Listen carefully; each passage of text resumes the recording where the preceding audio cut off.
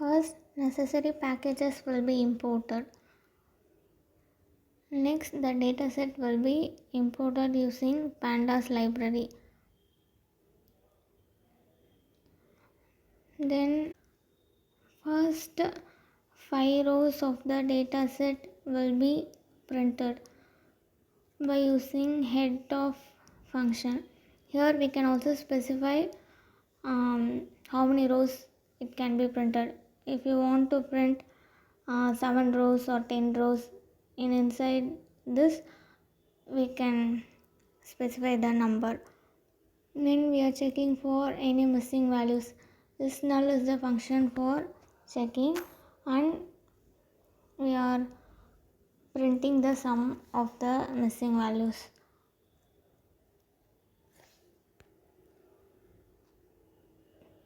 Then if any missing value is present, then for numerical values, dataset of the mean will be filled if any missing values are there. For categorical values,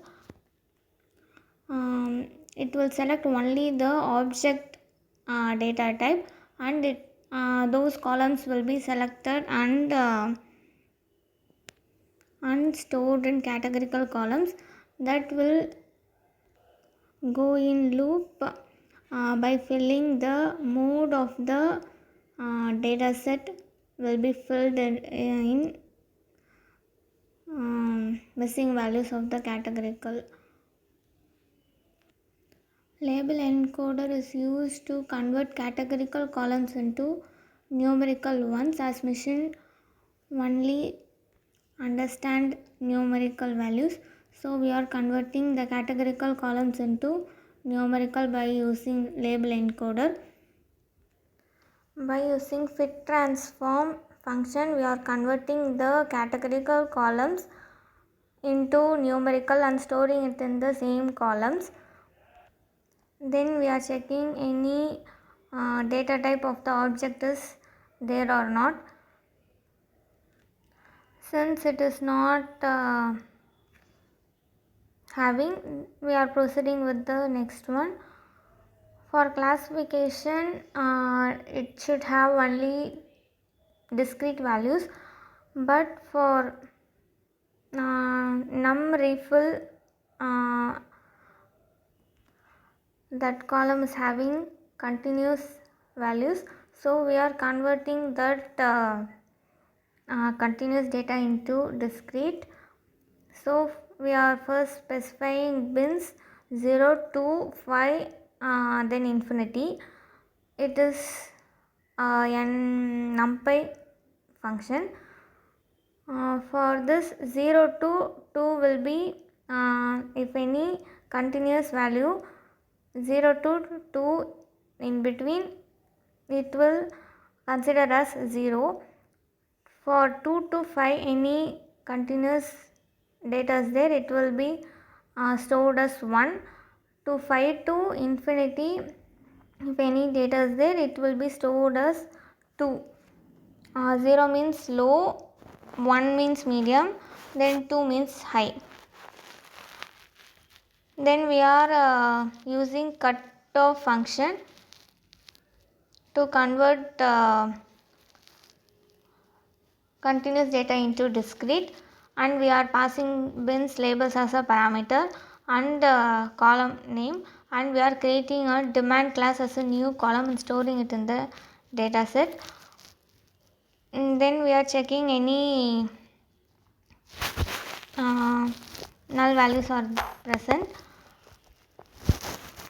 If any null values are present, then we are dropping those rows for getting more accuracy. Then we are specifying dependent and independent variable. X is for independent variable, y is for dependent variable. In the data set except demand class, everything will be stored in X variable. Demand class, as demand class is target variable, we are storing it in Y variable. that is of dependent variable. Then we are splitting training data and testing data. We are using train test split function and we are passing xy as a parameter. Test size will be 0.2. Then other than in the data set, 0.2 percentage will be used for test data. Then other data will be used for training purpose. Random status used for not changing values after running again and again. So we are using random state 42. Stratify is used for class imbalance. Then we are storing numerical columns and using standard scalar for those columns. Xtrain and xtest will be scaled and again it will be stored in the same column. Standard scalar is a feature scaling which will make to have mean as 0 and standard deviation as 1. After that we are using random forest classifier and giving random state as it is will not change after running again and again, and we are storing it in one variable and that variable will fit xtrain and ytrain. Then we are predicting in model we are fitting train data sets. For predicting it should predict with unseen data, so we are predicting with test data and we are using xtest and predicting and storing it in ypred variable, and we are using score to check accuracy. Xtest